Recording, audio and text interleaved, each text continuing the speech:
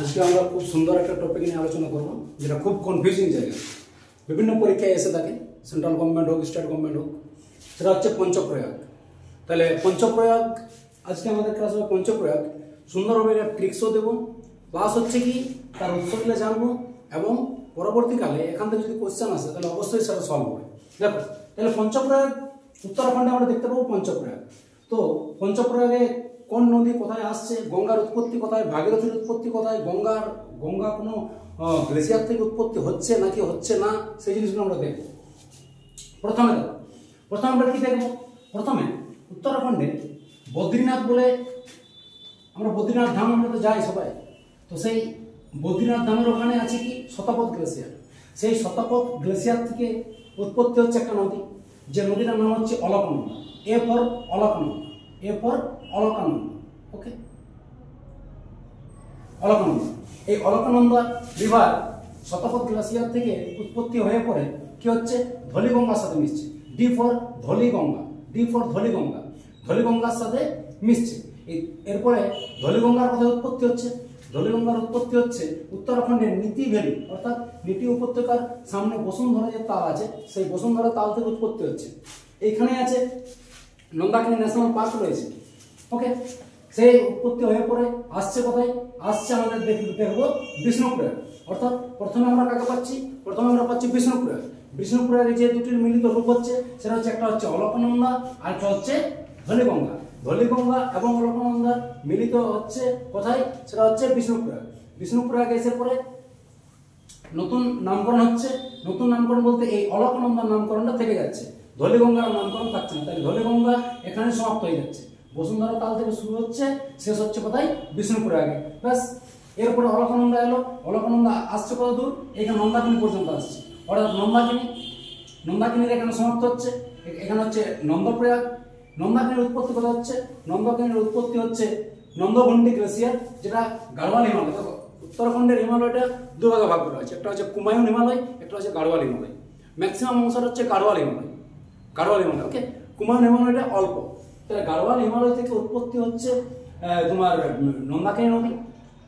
নন্দাকিনী যদি স্পেশাল যদি বলে যে কোথা থেকে উৎপত্তি, তখন হবে নন্দঘণ্টি গ্লেসিয়ার। অর্থাৎ নন্দঘণ্টি হিমবাহ থেকে উৎপত্তি হচ্ছে নন্দাকিনী। সে এসে কি করছে? অলকনন্দার সাথে মিশছে কোথায়? কোথায় আসছে? নন্দপ্রয়াগে মিশছে। তাহলে একটা প্রয়াগ আমরা পেয়েছি বিষ্ণুপ্রয়াগ, 2 নম্বর প্রয়াগ পেলাম কি আমরা নন্দপ্রয়াগ। নেক্সট আমরা দেখবো নামকরণ কিন্তু অলকনন্দে থেকে যাচ্ছে, নামকরণ অলকনন্দে থেকে যাচ্ছে। এইখানে আরো কিছুটা এসে পরে কোথায় মিশছে? কর্ণপ্রয়াগে একটা নতুন আরেকটা আমরা দেখতে পাচ্ছি। কি দেখতে পাচ্ছি? এখানে পিন্ডারি নদী কার সাথে মিশছে? অলকনন্দার সাথে মিশছে। এই পিন্ডারি নদীর উৎপত্তি কোথায় হচ্ছে? উৎপত্তি হচ্ছে কুমায়ুন হিমালয়। এই যে বললাম একটু আগে গাড়োয়াল হিমালয়, আর হচ্ছে কুমায়ুন হিমালয়। তো এই পিন্ডারির উৎপত্তি হচ্ছে কুমায়ুন হিমালয়। কুমায়ুন হিমালয়ের পিন্ডারি হিমবাহ থেকে উৎপত্তি হচ্ছে পিন্ডারি নদী।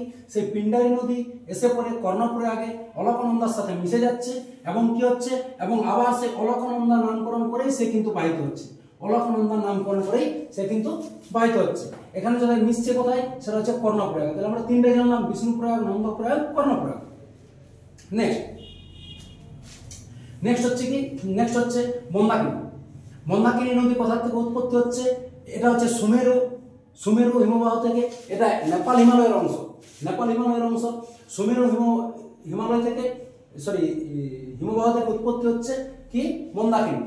স্পেশাল বললে কেদারনাথ থেকে, ঠিক সেখান থেকে উৎপত্তি হয়ে কি হচ্ছে? কোথায় মিশছে? এসে অলকনন্দার সাথে মিট হচ্ছে কোথায়? তোমার রুদ্রপ্রয়াগে। তাহলে রুদ্রপ্রয়াগে যে দুটি নদীর মিলিত রূপ, সেটা হচ্ছে, একটা হচ্ছে অলকনন্দা আর একটা হচ্ছে মন্দাকিনী। চলে এলো। এবারে আবার সেই অলকনন্দা নামকরণে থেকে যাচ্ছে। এই নামকরণটা কিন্তু অলকনন্দায় থাকছে। এই অলকনন্দা নামকরণ করেই চলে আসছে আরো কিছুটা। এসে পরে কি হচ্ছে? এখানে আমরা পাবো দেবপ্রয়াগ। ওকে, দেবপ্রয়াগে কার সাথে মিলিত হচ্ছে? দেবপ্রয়াগে যেটা হচ্ছে সেটা হচ্ছে ভাগীরথীর সাথে মিলিত হচ্ছে। ভাগীরথীর উৎপত্তি কোথায়? ভাগীরথীর উৎপত্তি হচ্ছে গোমুখ হিমবাহ থেকে। গোমুখ হিমবাহ, দেখো গোমুখ হিমবাহ হচ্ছে কি বলবো এক্সটেনশন পার্ট।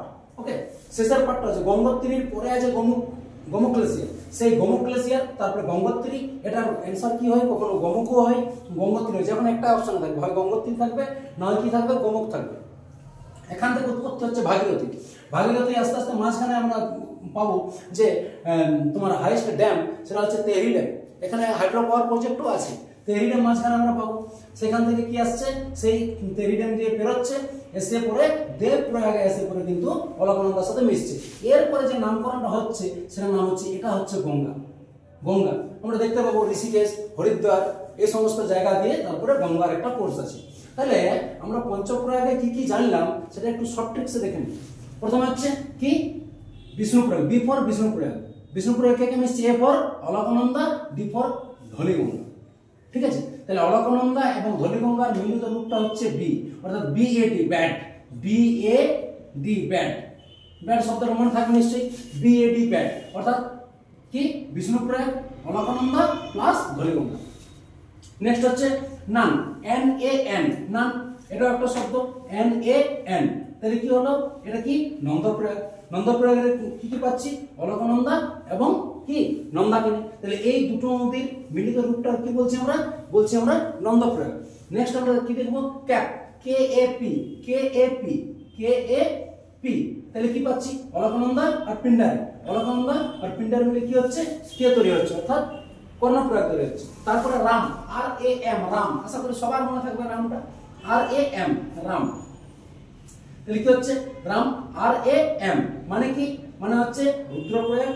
রুদ্রপ্রয়াগে কোন দুটো নদী মিলিত হচ্ছে, একটা হচ্ছে অলকানন্দা আর একটা হচ্ছে মন্দাকিনী। অলকানন্দা আর মন্দাকিনী, তো সব জায়গায় এ কিন্তু থাকবেই, অলকানন্দা থাকবেই। ওকে, আচ্ছা কর্ণপ্রয়াগ হলো, নন্দপ্রয়াগ হলো, এটা হয়ে গেছে ব্যাট। ওকে, নেক্সট হচ্ছে ডিএবি, ডিএবি দেবপ্রয়াগ। দেবপ্রয়াগে কে পাচ্ছি আমরা, কাকে পাচ্ছি, অলকানন্দাকে পাচ্ছি আর ভাগীরথীকে পাচ্ছি। তাহলে এই হলো পাঁচটা। এরপরে কোশ্চেন আছে সিকোয়েন্সিয়াল সাজাতে বলে, সিকোয়েন্স একটা নির্দিষ্ট, যে প্রথমে কোনটা, পরে কোনটা, তারপরে কোনটা, লাস্টে কোনটা। তাহলে দেখো কি কি আছে, বি এন কে আর ডি, বি এন কে আর ডি। তাহলে মনে রাখতে পারো, মনে রাখতে পারো এভাবে, ব্যাংক রোড মনে রাখতে পারো, bank road. B for Badripur, তোমার Vishnuprayag, B for. N for, N for হচ্ছে Nandprayag. K for Karnaprayag, R for Rudraprayag, আর ডি ফর দেবপ্রয়াগ। ব্যাস, তাহলে ব্যাংক রোড মনে রাখতে পারো, B for Vishnuprayag, Vishnuprayag. N for Nandprayag, K for Karnaprayag, R for Rudraprayag, D for Devprayag. এই হলো পঞ্চপ্রয়াগ। এই ভিডিওটা দেখার পরে আশা করি কারো কোনো রকম আর কনফিউশন থাকবে না, এবং এই পঞ্চপ্রয়াগ থেকে কোশ্চেন এলে অবশ্যই সলভ করতে পারবে। খুব গুরুত্বপূর্ণ একটা টপিক, কেউ মিস করবে না ভিডিওটা দেখতে। চলো।